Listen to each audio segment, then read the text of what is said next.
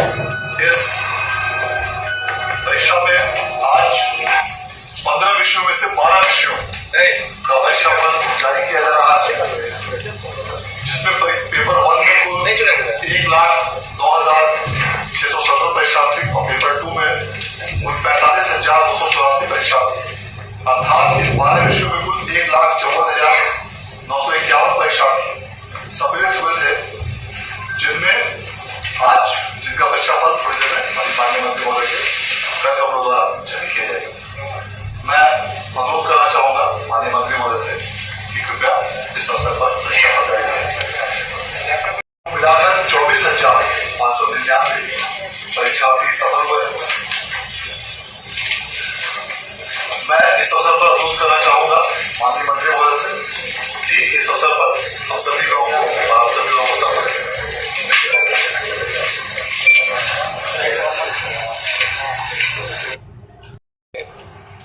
सर्वे सर्वा हमारे आनंद किशोर जी, निदेशक प्राथमिक शिक्षा रंजीत जी और यहाँ उपस्थित सभी सम्मानित मीडिया के साथियों, आज का जो मुख्य मकसद है और जो कार्यक्रम है उसकी रूपरेखा या उसके मूल बिंदु को हमारे आनंद किशोर जी ने आपको बताया है। ये कई मायने में महत्वपूर्ण है आज का दिन जो है, इसीलिए विशेष रूप से हमने आप सबों को यहाँ आमंत्रित किया है। एक तो ये खास उपलब्धि है इसलिए कि आपने देखा होगा, जैसा कि आपको बताया गया है, कि ये कोरोना काल में कोरोना के गाइडलाइंस प्रोटोकॉल का पालन करते हुए ये चुनौतीपूर्ण काम लगभग 1,78,000 छात्रों का इम्तिहान लेना, ये अपने आप में चुनौती भरा काम था। और ये बिहार विद्यालय परीक्षा समिति ने इस काम को सफलतापूर्वक अंजाम दिया है। इसके लिए हम विभाग की तरफ से आनंद किशोर जी को और उनकी पूरी टीम को बधाई देते हैं और शुभकामनाएं देते हैं। उससे भी महत्वपूर्ण है जो सरकार की तरफ से आप सबों ने बराबर देखा होगा कि हम लोग सरकार की तरफ से बताते रहते हैं कि शिक्षा विभाग में हम लोग इतने नौजवानों को रोजगार के अवसर मुहैया कराने वाले हैं और उसके पहली कड़ी की शुरुआत आज हो रही है। जो आपको आनंद किशोर जी ने बताया कि लगभग यूं तो 37,000 वैकेंसीज हैं, लेकिन उसमें से 25,000 के आसपास, 24,599 एग्जैक्टली, वो आज नतीजे घोषित हो रहे हैं। और ये जो घोषित हो रहे हैं,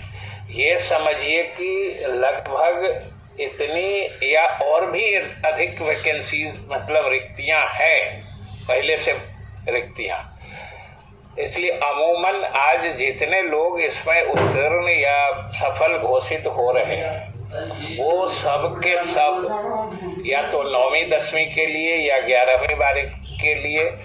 जिसको कहिए माध्यमिक विद्यालय में या उच्च माध्यमिक विद्यालय में, ये सभी शिक्षक नियुक्त होने की पात्रता रख रहे हैं इस उत्तीर्णता की बाद। और आप सब जानते हैं कि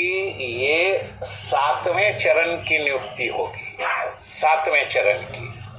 जिसके ये सब इंटाइटल्ड मतलब हकदार हो गए हैं उसमें शामिल होने के लिए। और इसमें इतनी नियुक्ति हो रही, अभी आप लोगों भी ने देखा होगा, हमारे प्रदेश के कुछ छात्र मतलब परेशान हो रहे हैं कि 6ठे चरण की नियुक्ति भी हम लोग अभी नहीं कर पा रहे हैं।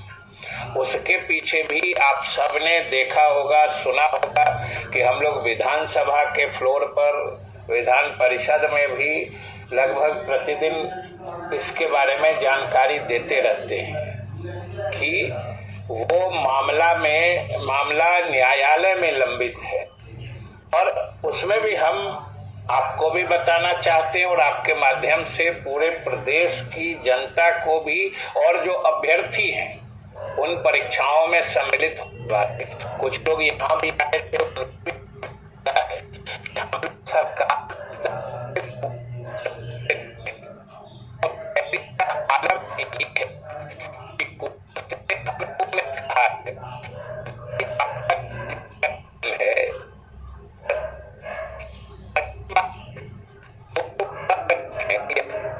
जिस विचार करने के लिए मामले को हमने यहाँ एडमिट किया है और आपकी कार्रवाई स्थगित की है, अब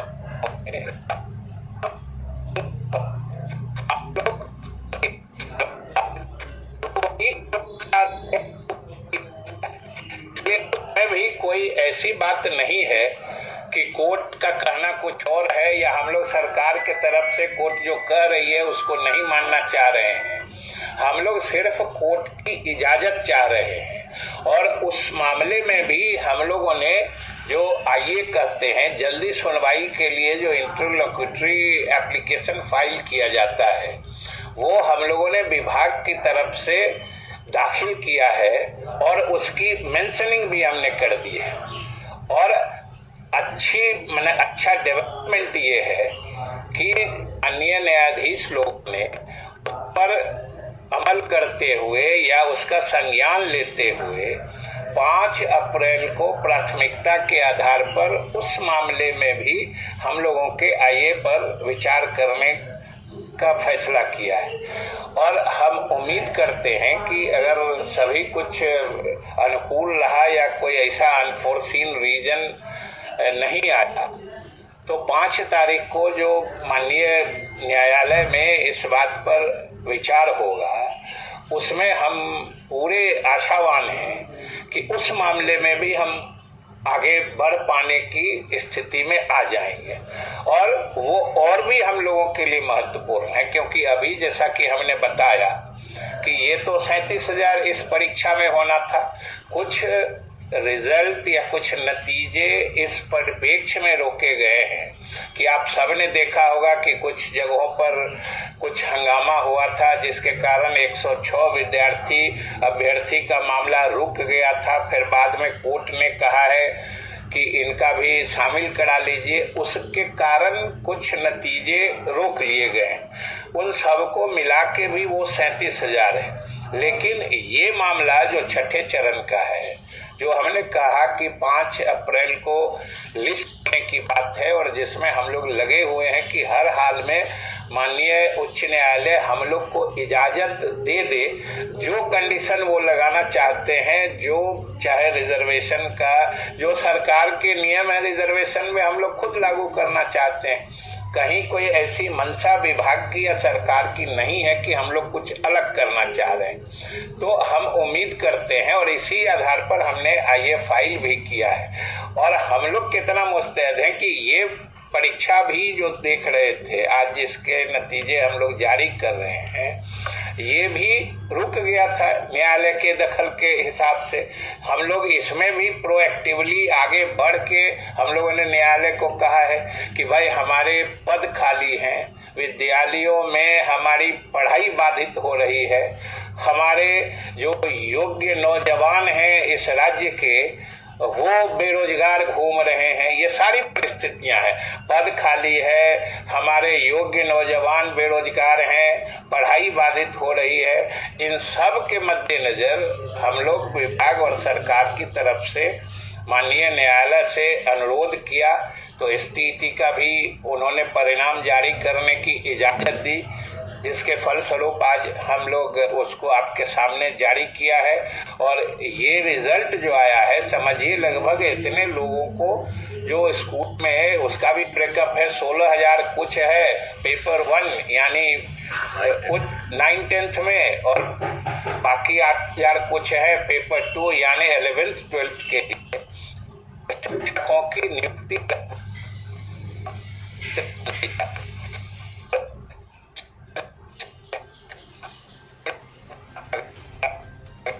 है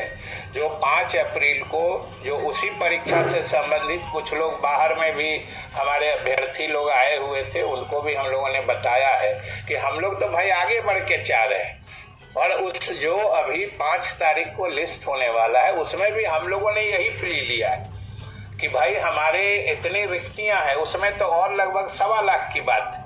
90,000 है 30,000 है कि इतनी रिक्तियां हैं, इतने हमारे नौजवान बेरोजगार हैं और रिक्तियों पर नियुक्तियां नहीं कर पाने के कारण हमारे विद्यालयों में पढ़ाई बाधित हो रही है, हमारे बच्चे अध्ययन अध्यापन से महरूम रह जा रहे हैं। इसलिए हम लोगों ने निवेदन किया है और हम पूरी उम्मीद रखते हैं, हम पूरे आशावान हैं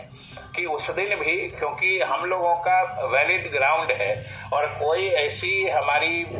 अदरवाइज मंशा भी नहीं है, इसलिए हम समझते हैं कि उसमें भी हम सफल होंगे। और अप्रैल में जो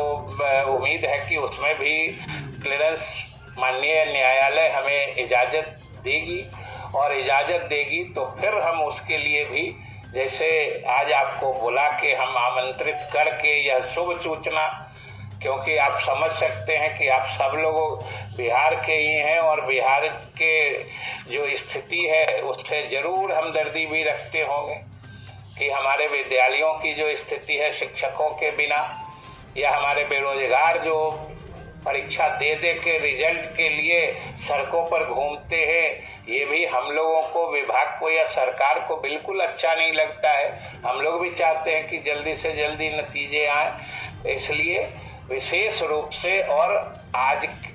इस सरकार ने जो वादा किया है बेरोजगारों को रोजगार देने का, रिक्त पदों पर नियुक्ति करने का, उसकी शुरुआत शिक्षा विभाग में हो चुकी है जो आगे जाने वाली है। और दूसरी बात जो और महत्वपूर्ण है कि परीक्षाओं में, खास करके नियुक्ति संबंधित परीक्षा में,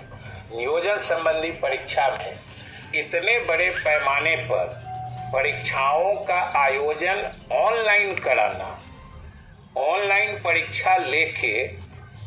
और अंतिम तक इसका रिजल्ट प्रकाशित होने तक इसको सफलता के मुकाम तक पहुंचाना, ये बड़ा चुनौतीपूर्ण था, जिसको हमारे बिहार विद्यालय परीक्षा समिति ने बखूबी अंजाम दिया है। इसलिए हमने इनको बधाई भी दी है। यह भी एक अपने आप में मिसाल है कि जो आने वाला समय है या जिस तरह का संदेह का वातावरण, कोई भी परीक्षा होती है, संदेह का वातावरण चारों तरफ फैल जाता है, उस परिप्रेक्ष्य में ऑनलाइन परीक्षाएं ही मात्र एक भरोसे का विकल्प बच गया है। क्योंकि इसमें हम जब विधानसभा के अध्यक्ष थे, अभी हमने वहां पे बहालियां की थी, आप में से बहुत लोग जानते हैं, और उसमें एक से एक मेधावी लोग आए हैं विधानसभा में, असिस्टेंट से लेके सब में बहाल हुए हैं। और उससे जितनी पारदर्शिता से और इतने वाजिब तरीके से ये बहालियां या ये नियुक्तियां हुई हैं और यहाँ भी हो रही हैं। और आप सब जानते हैं कि बिहार विद्यालय परीक्षा समिति ने तो और भी अच्छा काम किया है, सभी नतीजे समय पर आ रहे हैं। अभी आपने देखा पेपर लीक कांड वाले में क्या हुआ, एक आया और सिर्फ उसका फोटो कॉपी आजकल जो सोशल मीडिया में आता है, उस प्रश्न पत्र को देख के में गया था, वो ट्रेस कर लेना, स्टेट बैंक के लॉकर से जो निकला उस पॉइंट तक पहुंच जाना जो कहां से लीक हुआ था, ये सिस्टम की इफिशियंसी आप सबों ने भी महसूस किया होगा।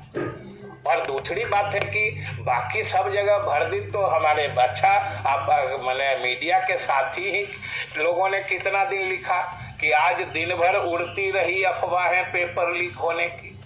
अब समझिए कोई पेपर 2 साल पहले का पेपर लीक करके कहीं से कहीं, सोशल मीडिया तो आजकल इतना मतलब लोग फ्रीली मैंने बेरोक टोक यूज करते हैं, जो उसमें कहीं से कहीं चला जाता है न्यूज़। लेकिन इस तरह के माहौल में भी कोई कहीं से लीक साबित नहीं हुआ। उसमें भी वो जमुई वाला जो कांड था, हमने तो विधानसभा में भी कहा, आप ही लोग ईमानदारी से सोच के बताइए कि अगर स्टेट बैंक के लॉकर में, चेस्ट में हम अपना प्रश्न रखते हैं, इससे ज्यादा सुरक्षा का उपाय और क्या सोच सकता है? आप अपना, कोई आदमी अपना सबसे कीमती सामान या कीमती चीज कहाँ रखता है? सोच के बताइए। और शिक्षा विभाग और विद्यालय परीक्षा समिति ने तो जैसे घर के वैल्यूएबल सामान को जो सबसे सुरक्षित स्थान पर रखने का तरीका लोग अपनाते हैं, उस हिसाब से स्टेट बैंक में रखा था उसके लॉकर में। और तब उसमें भी जो पेपर लीक किया, सुरक्षा के प्रबंध देखिए कि उसने किसी को दिया, 10 सेट में रहता है क्वेश्चन पेपर, उसने जिसको दिया होगा उसको वो पेपर भी नहीं आया, वो सेट क्वेश्चन का मिला भी नहीं था। लेकिन हम लोगों ने सिर्फ अपने परीक्षा प्रणाली की परिशुद्धता और विश्वसनीयता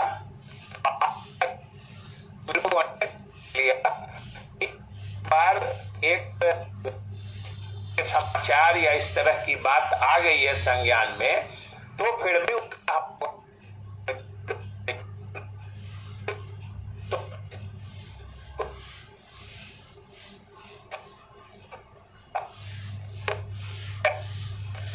हम लोग ने कि एग्जाम के सिस्टम पे, हमारे परीक्षा प्रणाली पर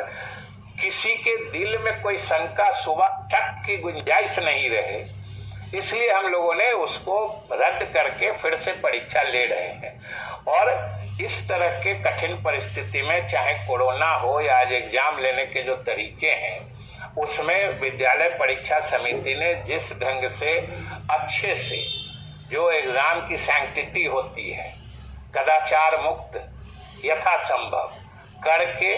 और समय पर नतीजे निकाल दे रही है, यह अपने आप में एक बड़ा ही सराहनीय और प्रशंसनीय कार्य है। हम इसके लिए भी बोर्ड को बधाई और धन्यवाद देते हैं सरकार और विभाग की तरफ से। और हम समझते हैं कि आज तो एक और समझिए सफलता का नया अध्याय जुड़ा है, और आने वाले समय में जो हमारा रोड मैप है या अगली प्राथमिकता जो वो 90,000 और 30,000 दोनों मिला के लगभग 1.25 लाख हमारे बेरोजगार जो नौजवान हैं, योग्य नौजवान,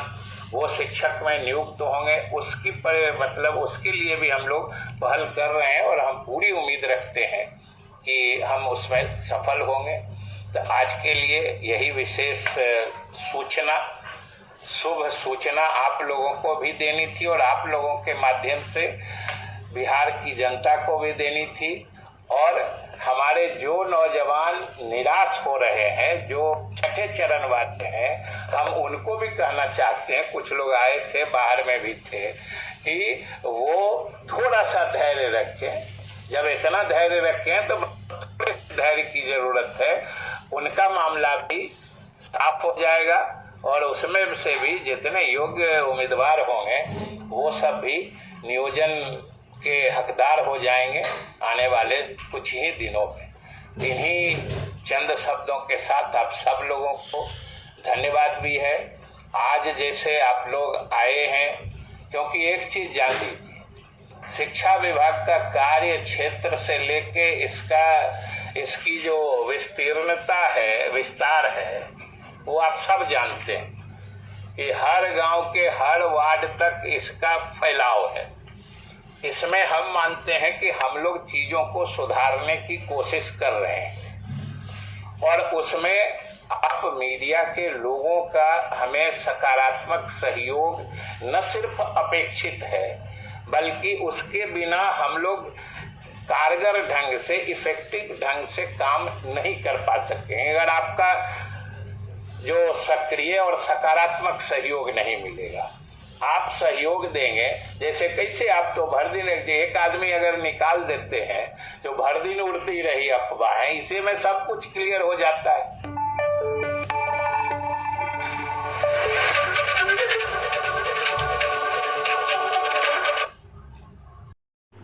तो देखिए दोस्तों, आप सभी ने सुना कि भाई बिहार बोर्ड अध्यक्ष ने क्या कहा, शिक्षा मंत्री ने क्या कहा। तो अब अच्छी खबर है कि भाई कहीं ना कहीं नियुक्ति और नियोजन का रास्ता जो है वो क्लियर हो जाएगा। तो बिल्कुल धैर्य बना के रखिए।